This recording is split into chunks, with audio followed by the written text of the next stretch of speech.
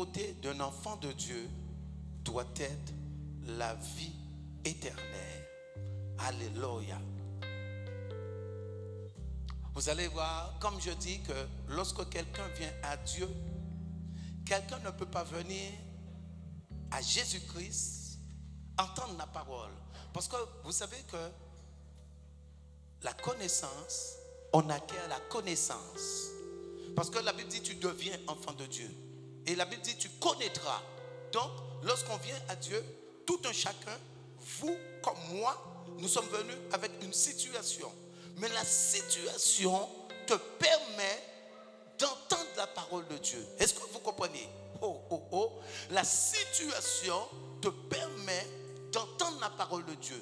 Donc, je donne un exemple. Une personne qui vient avec une maladie, cancer, diabète ou quelle que soit la maladie. Donc, la Bible dit, venez à moi, vous tous qui êtes chargés et fatigués. Matthieu 11, 28.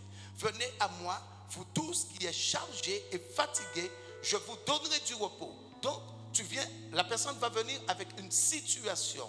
Et lorsque la personne va venir avec une situation, comme la personne ne connaît pas la vérité, la personne va entendre une parole, une autre parole. En croyant que, en venant avec sa situation, la personne va dire, ah, je suis venu avec cette situation qui est une maladie, mais je vois qu'il y a quelque chose de meilleur que Dieu promet, qui est la vie éternelle. Oh, vous ne m'avez pas compris. Et en restant sur sa situation, la personne va privilégier sa situation et non la vie éternelle. Et c'est de là que beaucoup de personnes, les personnes vont buter. C'est-à-dire que les personnes vont rester stériles.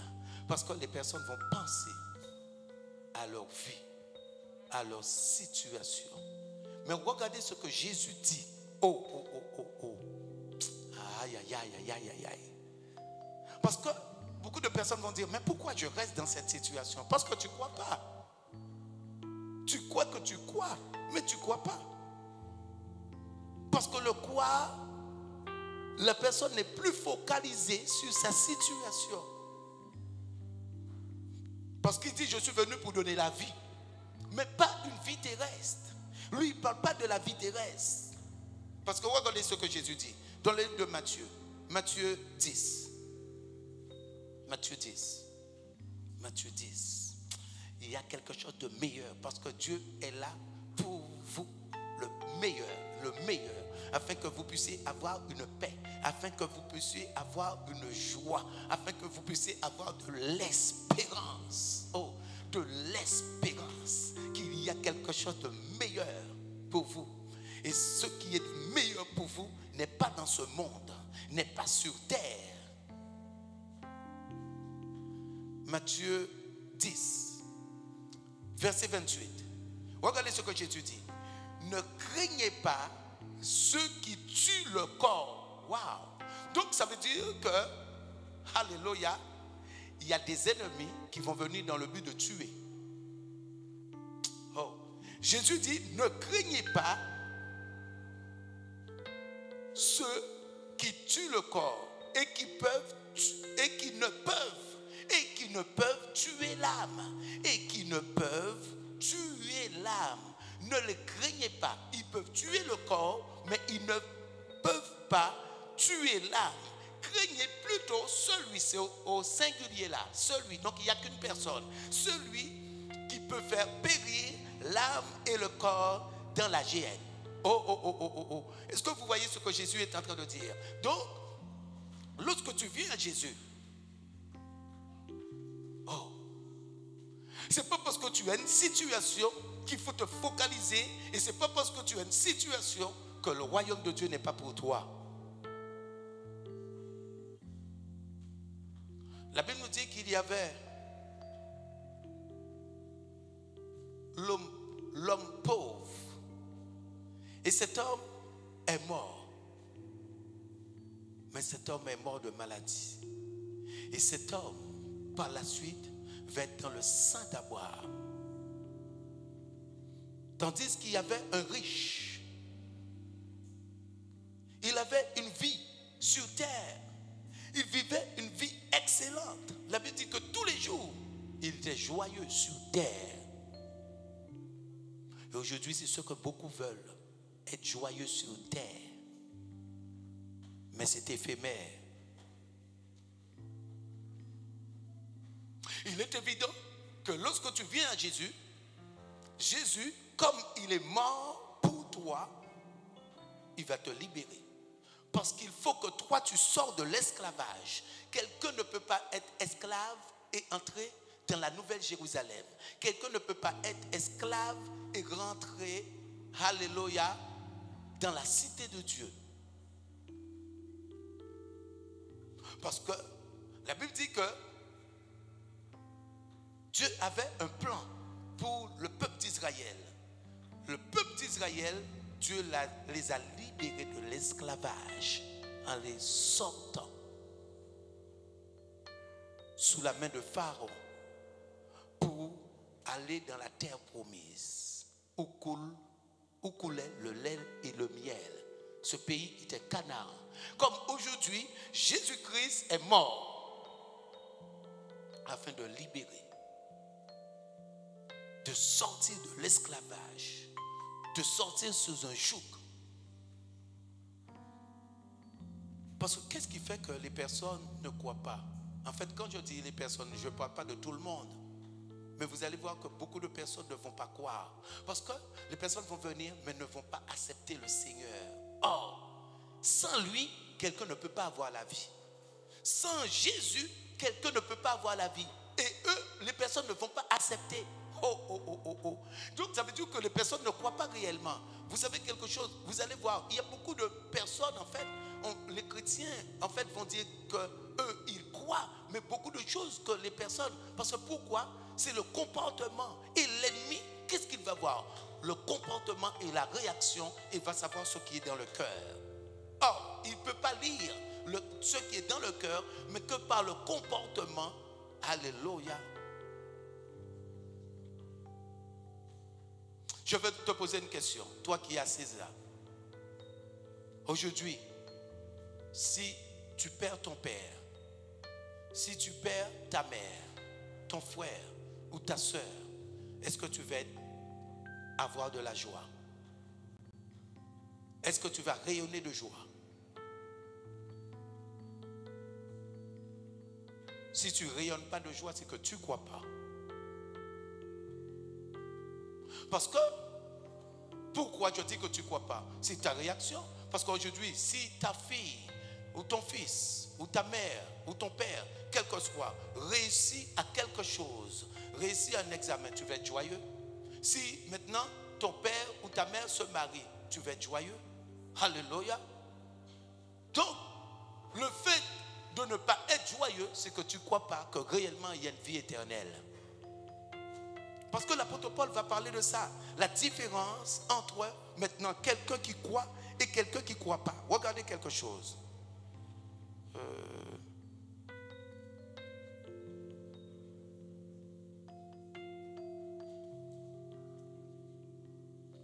Nous allons dans le livre 1 Thessaloniciens. 1 Thessaloniciens. Parce que c'est la réaction qui fait que les personnes ne croient pas réellement. Alléluia. Écoutez ce que je vous dis. Parce que si tu crois réellement que la personne est dans la joie, la personne est dans la paix totale, tu ne vas pas pleurer. Parce que tu le sais. Et pleurer montre indirectement que tu ne crois pas. Que la personne ne croit pas. Parce que je vous dis que lorsque quelqu'un réussit sur terre, en fait, il y a la fête. L'anniversaire de quelqu'un, les gens sont dans la joie. Les gens vont fêter. Et pourquoi là, il va y avoir la tristesse? 1 Thessaloniciens 4.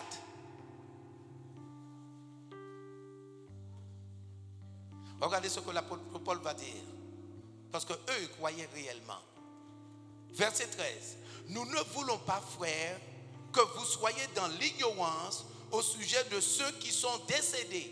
Oh, nous ne voulons pas que vous soyez dans l'ignorance au sujet de ceux qui sont donc décédés, on parle de mort. Ok? Alléluia. Donc, afin que vous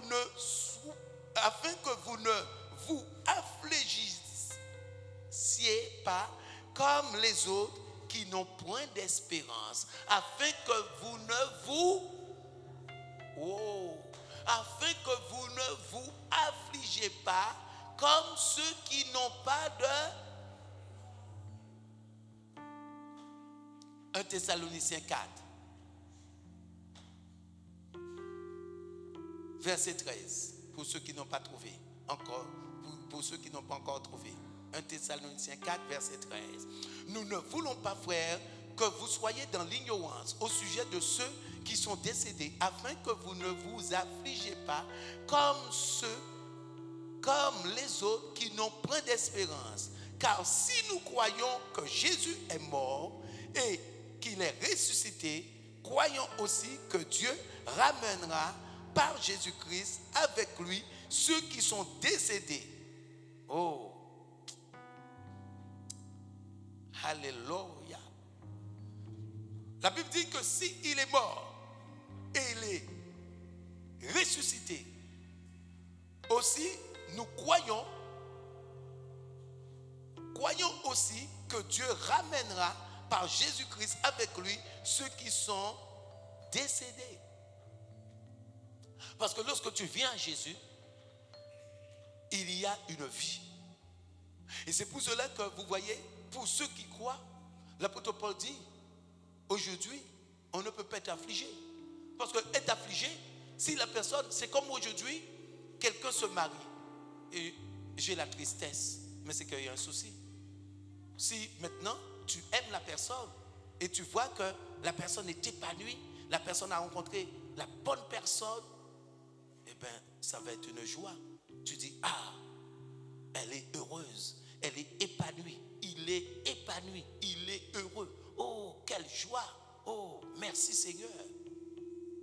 Mais si la personne est attristée, pour une personne qui est dans la joie, c'est qu'il y a quelque chose.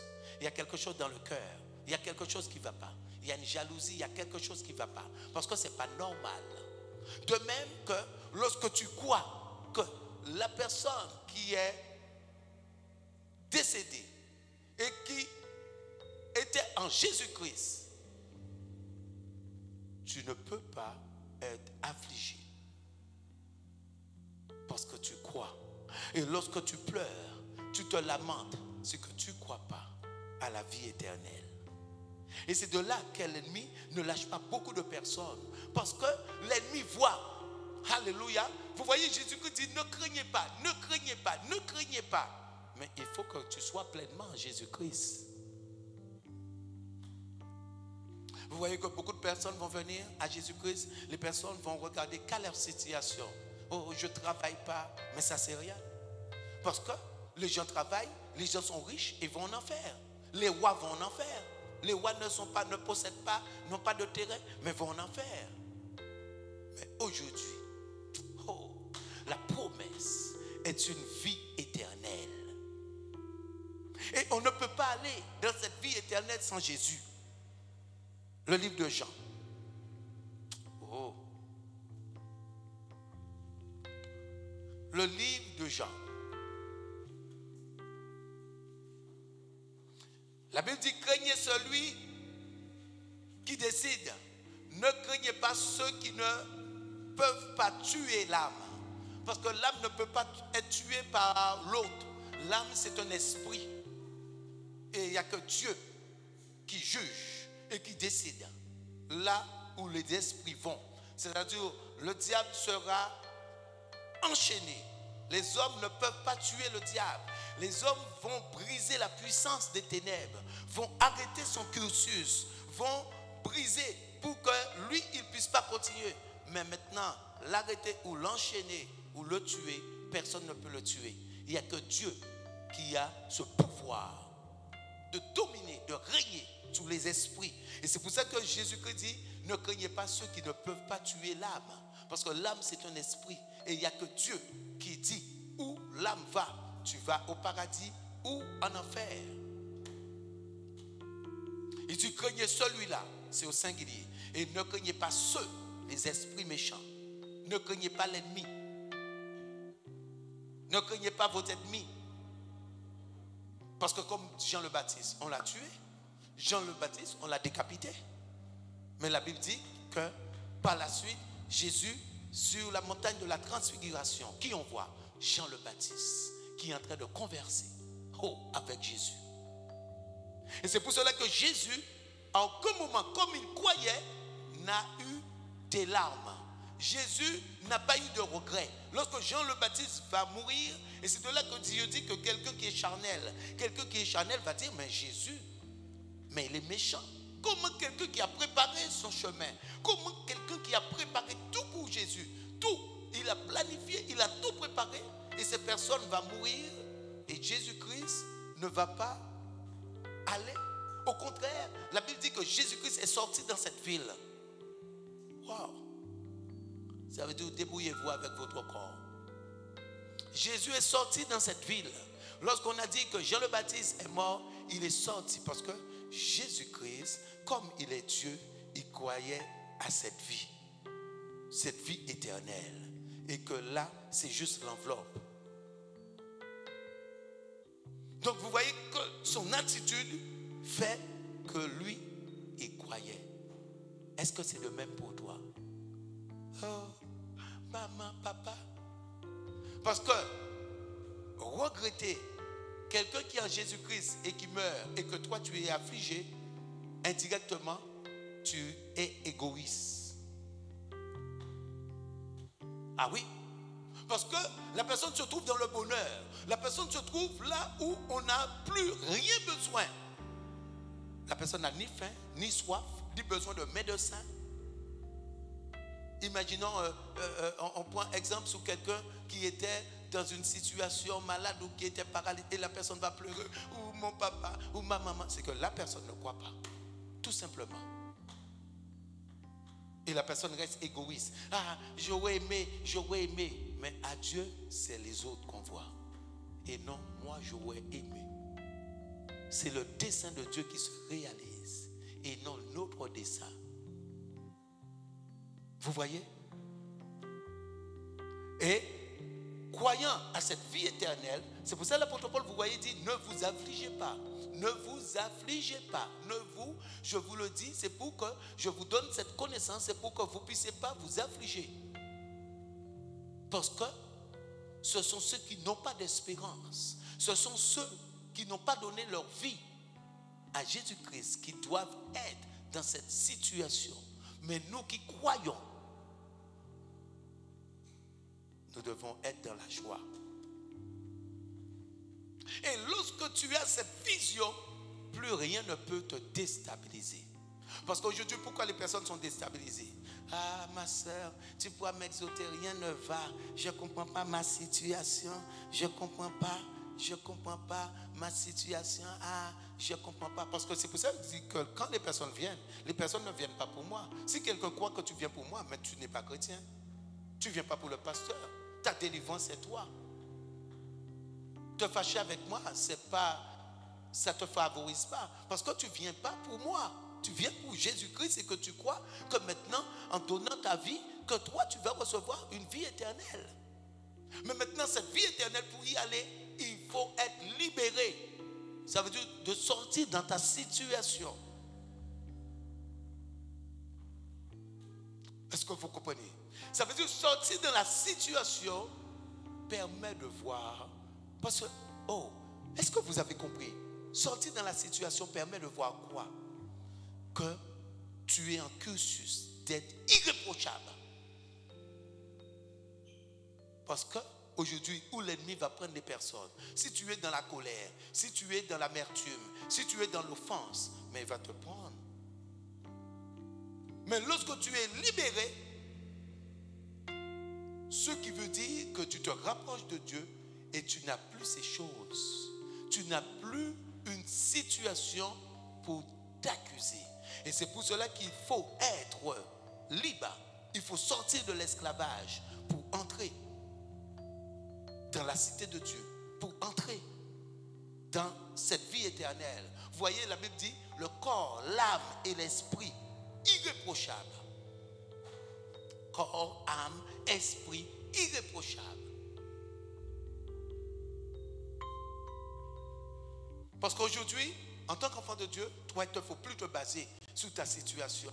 Il ne faut plus te baser sur les soucis de ce siècle, les soucis de ce monde. Il ne faut plus te focaliser là-dessus. Il te faut te focaliser sur la vie éternelle. Et tu verras qu'il pleuve, qu'il vente, qu'il neige, tu seras dans la maison de Dieu.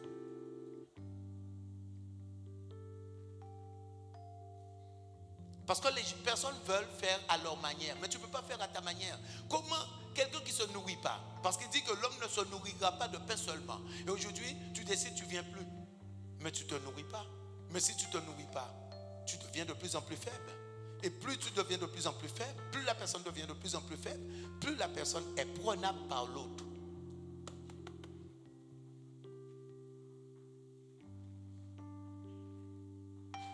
Vous savez que les personnes croient aux choses terrestres, mais ont du mal à croire aux choses célestes. Parce que le monde a la foi, le monde entier a la foi, le monde a la foi, mais la foi terrestre. Parce que avant de connaître Jésus-Christ, et même maintenant, ceux qui n'ont pas encore la foi totalement, ont la foi du monde. Parce que tu travailles, tu as la foi qu'on va te payer à la fin du mois. Mais au moment où tu travailles, est-ce qu'on t'a déjà payé? Non. Tu crois à cette loi qu'en travaillant, je dois avoir un salaire. Qui a amené la loi?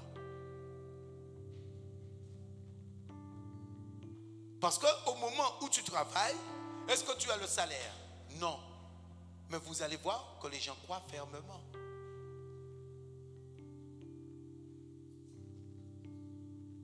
Quand tu vas travailler, le patron te dit, je te donne les mois en avance. Tu travailles et par la suite, ton salaire vient. Tu travailles du 1er au 31 octobre, du 1er et fin octobre, tu vas toucher ton salaire. Mais ça, c'est une foi.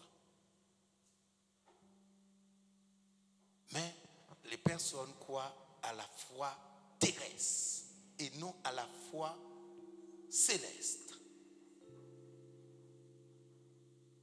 Parce qu'aujourd'hui, les gens vont vouloir quelque chose de Dieu, mais ces personnes, il y a beaucoup de personnes qui vont attendre, qui vont dire, je prends du temps pour donner ma vie à Jésus-Christ, par exemple. Mais la personne ne croit pas. Parce que c'est lui l'actionnaire. Oh. Regardez quelque chose. Ma soeur Danielle. Imaginons la soeur Danielle. Elle détient un pouvoir. Ou c'est elle qui est... elle détient un pouvoir. Quand je dis un pouvoir, je ne parle pas de pouvoir céleste, mais je parle maintenant, elle a un bien, par exemple. Elle a quelque chose et je la connais. Pas je la connais. Ça veut dire que je sais qu'elle, elle a ce bien. Et sachant qu'elle, elle va donner ce bien à quelqu'un. Je dis, je veux ce bien, mais sans la rencontrer. Est-ce que vous m'avez compris? Ça veut dire qu'elle détient ce bien. Cette sœur détient ce bien. Je sais qu'elle, elle détient ce bien. J'ai cette opportunité de la rencontrer. Je veux ce bien, mais je veux ce bien sans la rencontrer. Mais ce ne sera pas possible.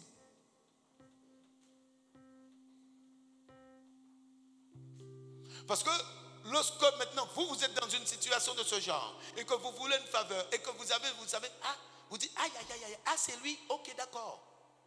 Pourquoi vous cherchez à voir la personne? Parce que c'est la personne qui est actionnaire. De même qu'on ne peut pas avoir quelque chose de Dieu sans maintenant se donner à Jésus. Parce qu'il dit que c'est lui qui est l'actionnaire. Le livre de Jean. Le livre de Jean.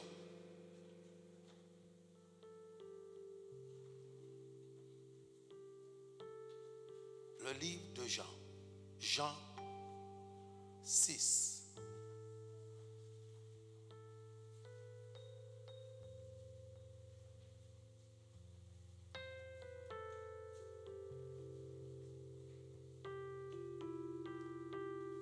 Écoutez, Jean 6, verset 47.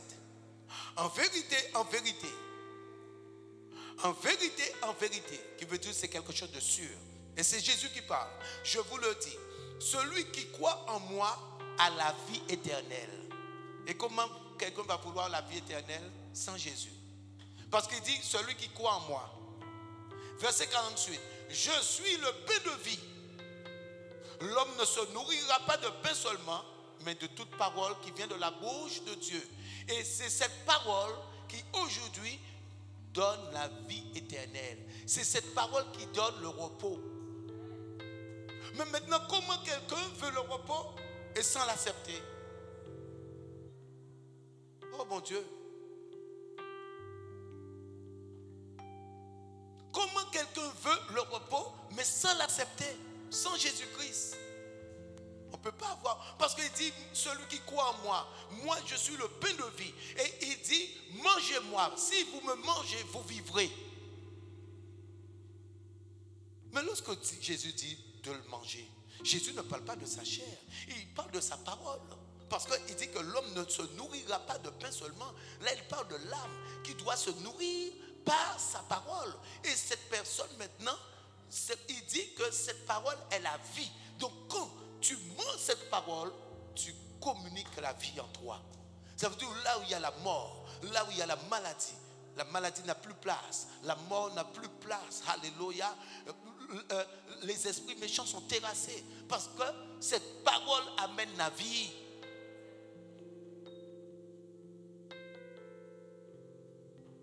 Les gens disent, je crois, mais la personne ne veut pas se soumettre. La personne dit, Jésus dit, l'humilité précède la gloire. Il y en a ceux qui vont rester dans l'orgueil. Ah, moi, tu me vois, moi. Mais Dieu permet une situation pour tester chacun. Parce que les personnes disent, je crois. Vous savez que la Bible dit que tu seras éprouvé. Et c'est les personnes même qui amènent l'épreuve. Alléluia. Les personnes vont dire, ah, je crois. Mais une épreuve arrive. Ah, je crois. Après, la personne dit, moi, tu crois que je vais m'humilier? Moi, tu ne me vois pas. Tu ne me connais pas, moi. Alléluia. Mais la Bible dit qu'il a regardé qu'il était égal à Dieu. Lui qui est Dieu, il s'est humilié. Et 3 grains de sable, toi quoi?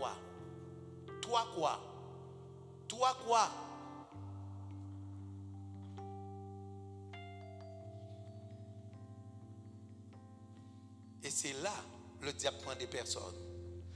Parce que tu peux commettre quelque chose, mais par la suite, il te dit, regarde, toi, moi, et lui va amplifier cela. Parce qu'au départ, qu'est-ce qui arrive? Si vous arrive une situation et vous ne mangez pas la parole, vous savez que plus tu laisses une plaie, c'est plus la plaie s'infecte. Plus la plaie s'infecte, qu'est-ce qui arrive? Il va y avoir une situation. Et les personnes vont dire, ah, je ne viens pas aujourd'hui par exemple. Ah, demain, je ne suis pas trop d'humeur. Je prends un peu de temps. Mais tu vas voir, pour revenir après, là, il faut réellement une action de Dieu. C'est-à-dire que vous avez, c'est comme une voiture qui est dans un marécage. Et là, il faut maintenant une pelle. Il faut maintenant une chaîne pour enlever parce que ce n'est plus la même situation. Plus les personnes restent dans la situation, plus la situation devient difficile. Parce que les personnes ne croient pas. Croire, c'est croire à la parole de Dieu. Donc, comme je crois à la parole de Dieu, déjà premièrement, la parole de Dieu me dit, parce que c'est pour ça que la Bible dit que Marie repassait. La parole de Dieu me dit, si j'ai quelque chose contre mon frère, ne laisse pas le coucher du soleil. Oh, je crois ou je ne crois pas à cette parole? Donc si je crois, je ne laisse pas le coucher du soleil. Parce qu'il dit, ne laisse pas le coucher du soleil. Ne laisse pas le coucher du soleil. Mais les gens vont dire, ah Jésus, tu as dit ça, même moi.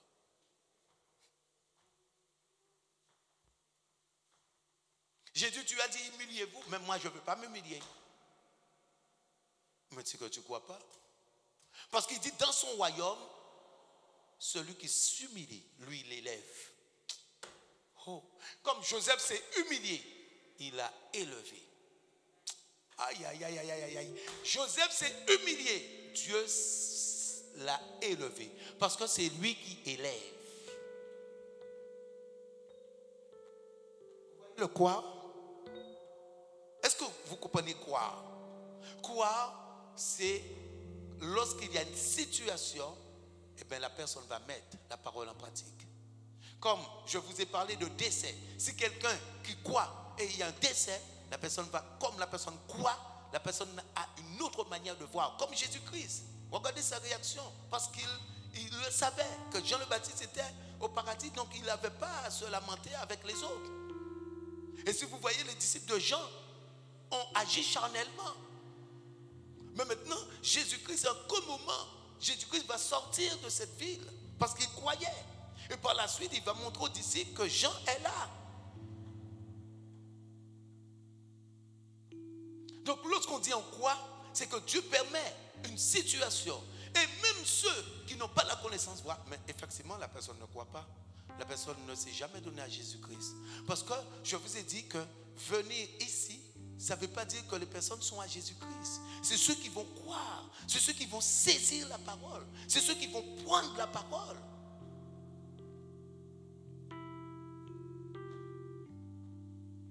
Lorsque tu crois à la parole, tu t'appuies pas sur quelqu'un. Je vous donne mon exemple. La personne qui m'a amené en Jésus-Christ, lorsque je suis venu, elle restait peut-être 3 mois dans l'assemblée et a disparu. Mais aujourd'hui, j'ai persévéré. Et vous voyez, je prêche. Mais cette personne a été juste un instrument pour m'amener. Et c'était sa mission de m'amener. Lui, il n'a pas cru, mais moi j'ai cru. Et je crois.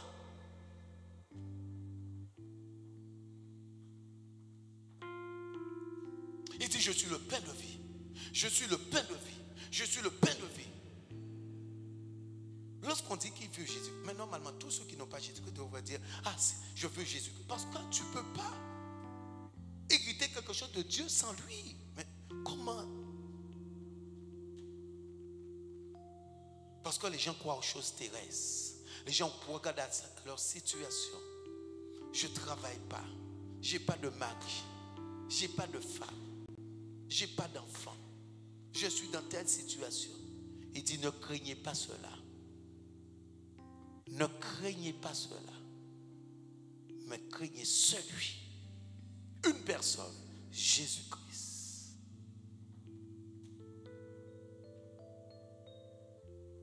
À quoi sert-il un homme de gagner le monde entier s'il perd son âme? À quoi ça sert?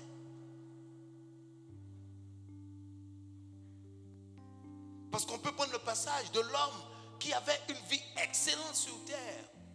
Parce que parfois les gens croient maintenant quelqu'un qui a une vie excellente sur terre, Dieu est avec cette personne. Mais qui vous a dit cela? Parce que la Bible donne un exemple que Dieu n'était pas avec cet homme. Cet homme était riche. Cet homme vivait, la Bible dit, une vie joyeuse. Une vie joyeuse. Une vie joyeuse. Il était joyeux tous les jours, la Bible dit. Mais dans l'autre vie,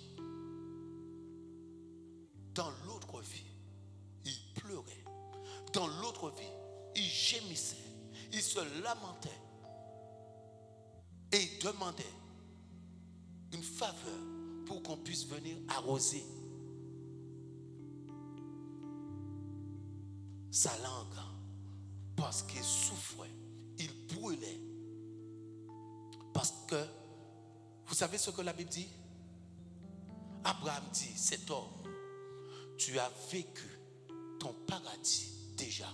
Ton paradis était terrestre. Tous les milliardaires que vous voyez, ils vivent leur paradis sur terre. Mais par la suite. C'est pour cela que lorsque tu crois, tu te portes plus sur l'argent. Vous allez voir, même les serviteurs rentrent là-dedans aujourd'hui. font payer les prestations de Dieu. Lorsque je crois, la Bible me dit, tu as reçu gratuitement, donné gratuitement. Comment peut-on faire payer quelqu'un une délivrance? Comment peut-on faire payer à quelqu'un une bénédiction? La Bible dit, vous avez reçu gratuitement. C'est la parole. Et c'est une parole de vie.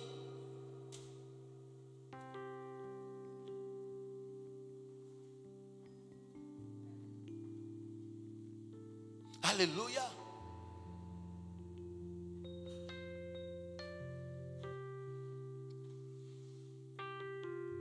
Oh, il faut que Dieu fasse grâce. Dieu permet, et écoutez ce que je vous dis, éprouve chaque situation. Et dans chaque situation, tu dois voir si réellement tu crois à Jésus-Christ. Mais le but, c'est de ne pas rester. Si tu vois que tu ne crois pas, parce que lorsqu'arrive une situation, qu'est-ce qui arrive? Tu vas avoir un comportement, tu vas avoir une réaction. Et ça, d'après cette réaction, c'est comme aujourd'hui, quelqu'un vient et la personne, je prie, la personne me propose 200 € parce que j'ai prié. Parce que j'ai prié. Si je prends les 200 €, c'est que je ne crois pas à la parole de Dieu. Parce que la parole de Dieu m'interdit. Donc, dès que vous êtes dans une situation et que la parole de Dieu interdit, c'est que les personnes ne croient pas à la parole de Dieu.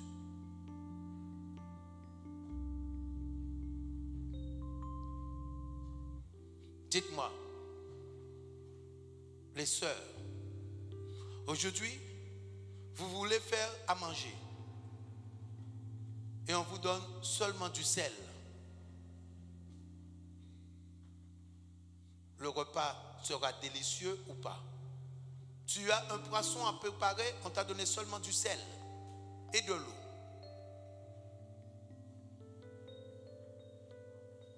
Et aujourd'hui, on te donne d'autres ingrédients, mais on ne te donne pas le sel.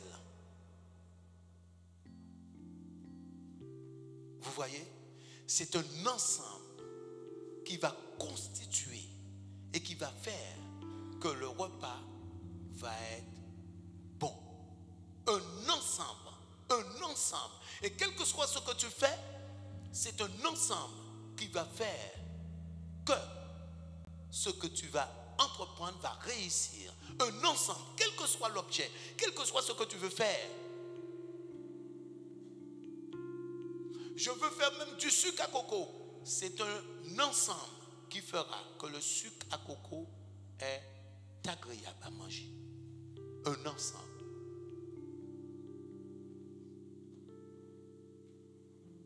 Si le sucre à coco est trop cuit, lorsque ça va durcir, tu viendras et quand tu vas mordre, problème. C'est un ensemble. Comme à Jésus-Christ, c'est un ensemble qui fait entrer dans la vie éternelle. Parce que la Bible dit, lorsque tu annules ou lorsque tu ne mets pas en pratique une de ces commandements, tu annules tout. C'est un ensemble qui fait que l'enfant de Dieu devient enfant de Dieu. Celui qui croit devient enfant de Dieu. C'est un ensemble. Est-ce que vous comprenez ce que je suis en train de vous dire? Il est le pain de vie. Jésus dit dans le verset 35, Jésus leur dit, je suis le pain de vie. Celui qui vient à moi n'aura jamais faim et celui qui croit en moi n'aura jamais soif. Oh. Celui qui vient à moi n'aura jamais faim. Celui qui vient à moi n'aura jamais faim. Parce qu'il y a la parole en abondance. Et celui qui croit en moi n'aura jamais soif.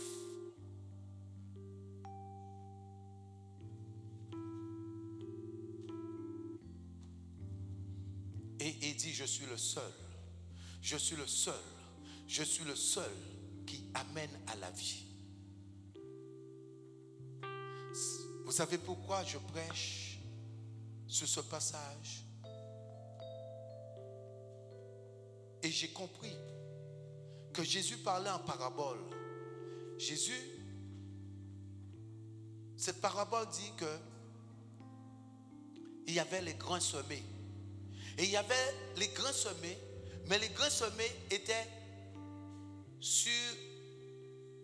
En fait, il y avait une partie sur le chemin, il y avait une partie parmi les ronces, il y avait une partie parmi les épines, il y avait une partie sur des terres où il n'y avait pas, où la terre n'était pas bonne, donc il n'y a pas eu de racines. Et le soleil est passé et il y avait une partie en bonne terre. Beaucoup croient que cette parole, beaucoup croient que cette parabole concerne quelqu'un qui vient d'arriver en Jésus-Christ. Non.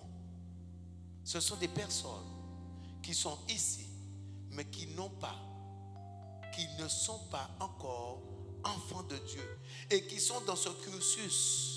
Parce que beaucoup de personnes, vous allez entendre, ils vont parler des soucis de ce siècle. Oh, mais les soucis de ce siècle, c'est quoi? C'est ce que Jésus est en train de dire.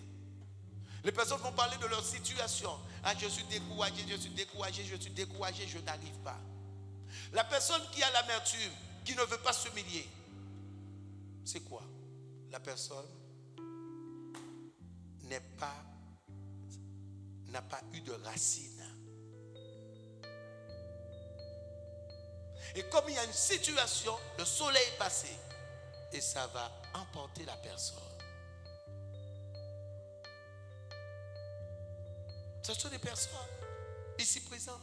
Et c'est pour cela que vous, aujourd'hui, vous devez vous focaliser sur cette vie éternelle. Lorsque tu te focalises sur cette vie éternelle, tu fais ta primauté, cette vie éternelle. Plus rien ne peut te déstabiliser. Même si tu as des faiblesses. Parce que ce n'est pas parce que tu as des faiblesses que maintenant cette vie éternelle n'est pas pour toi. Parce que la Bible dit que Jésus va dire à Pierre, Pierre, quand tu seras converti, affermis tes frères. Donc il y a un temps pour cela. Il y a un temps parce que tu deviens, même si tu tombes, même si tu es dans un péché quelconque, mais c'est que tu crois à cette vie éternelle. Aujourd'hui je suis faible, mais je crois qu'un jour je serai fort au nom de Jésus. Aujourd'hui je n'arrive pas à résister à cette situation, mais je crois qu'un jour, au nom de Jésus, tu seras sous mes pieds au nom de Jésus. Alléluia. Aujourd'hui, tu n'arrives pas à avoir la victoire sur la maladie, mais tu sais, c'est un cursus, tôt ou tard, par ces maîtres issus. J'ai déjà été guéri, tu vas être vaincu au nom de Jésus. Ainsi de suite, pour toutes les situations. Parce que tu crois à cette parole de vie.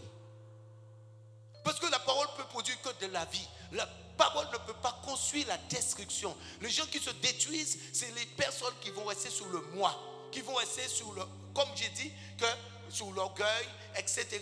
Ça veut dire que la parole n'a pas trouvé de terre. La parole n'a pas trouvé de terre. Alléluia. Et la racine est restée juste à la surface. Vous savez, tout le temps, je vous le dis. De la même manière, vous êtes ici. C'est de la même manière, vous devez être dans votre travail. C'est de la même manière, vous devez être chez vous. Car tôt ou tard, le vrai visage apparaîtra. C'est une question de temps. Parce qu'il faut voir que tout est esprit. Et l'autre est venu pour détruire. Donc, même si un jour tu ne veux pas aller, tu ne veux pas, il te dira, allez, dis quelque chose. Et tu vas dire quelque chose, toi-même par la suite, tu auras honte. Et après, pour t'humilier, tu diras, tu as vu. Aïe, aïe, aïe, maintenant tout le monde sait. Tout le monde t'a vu. Tout le monde sait. Ton dossier, comme vous dites, comment vous dites, il dit un truc, votre dossier, je ne sais pas bon, mais ici, il dit ça d'une manière. Alléluia. Alléluia. Et il dit ça d'une manière, mais bon, c'est que parfois j'essaie de prendre l'autre, mais bon, ça ne me revient pas. Alléluia. Mais le truc est à nu. Est-ce que vous comprenez ce que je vous dis? C'est à nu. C'est à nu. Et maintenant, tout le monde sait. Mais maintenant, lorsque, alléluia, tout est toujours possible tu dis au nom de Jésus, maintenant je prends ma victoire, je m'humilie et je sais qu'au nom de Jésus, j'aurai la victoire. Les hommes peuvent parler, alléluia, mais mon Seigneur, c'est le seul maître et c'est lui. Et c'est lui qui pardonne, c'est lui qui fait, c'est lui qui m'a racheté, c'est lui qui est mort pour moi à la croix, c'est lui qui a pardonné mes péchés et c'est lui qui me donne la vie. Au nom de Jésus, je me relève et j'y vais. Alléluia.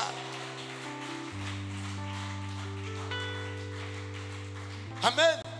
Est-ce que vous avez compris? Et celui qui parlait dans ta tête, alléluia, tu lui diras au nom de Jésus, tu arrête tes paroles dans mes oreilles. Parce qu'aujourd'hui, je change mon comportement, je change ma manière d'être au nom de Jésus. Car son cœur n'est que pardon. Son cœur est amour. Son cœur est miséricorde. Amen. Alléluia. Vous avez compris? C'est pour cela qu'aujourd'hui, ton comportement doit te donner confiance. Ton comportement, ta manière de parler te fera voir, va confirmer que tu es au Seigneur, que tu crois réellement. Dès que vous voyez, vous avez un comportement hors de la parole, c'est que vous ne croyez pas totalement. Mais c'est possible. Vous comprenez ce que je suis en train de vous dire? Ça veut dire que vous êtes dans le devenir, mais c'est possible. C'est possible. C'est possible. C'est possible. Et ça, je le crois. Comme l'apôtre Paul va dire, vous savez que l'apôtre Paul, vous savez, c'est une question de connaissance. Donc l'apôtre Paul va dire, aujourd'hui, je vous dis quelque chose. Nous qui croyons, vous qui croyez, aujourd'hui, vous ne devez plus vous affliger comme les païens, comme ceux qui n'ont pas de l'espérance, ceux qui n'ont pas la connaissance.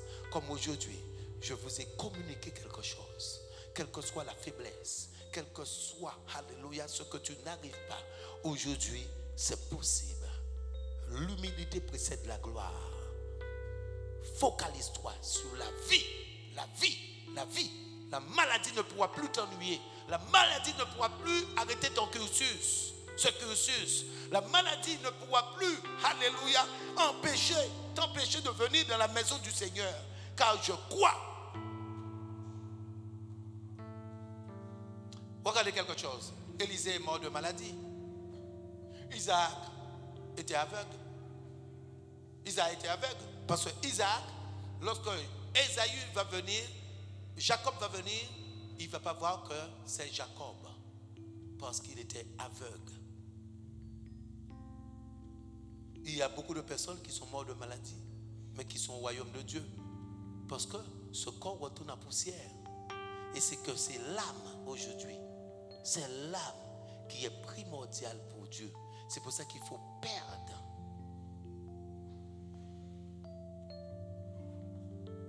toutes les choses du monde afin d'être irréprochable devant Dieu. Soyez bénis au nom de Jésus. Acclamons le roi des rois, le Seigneur des seigneurs. Amen.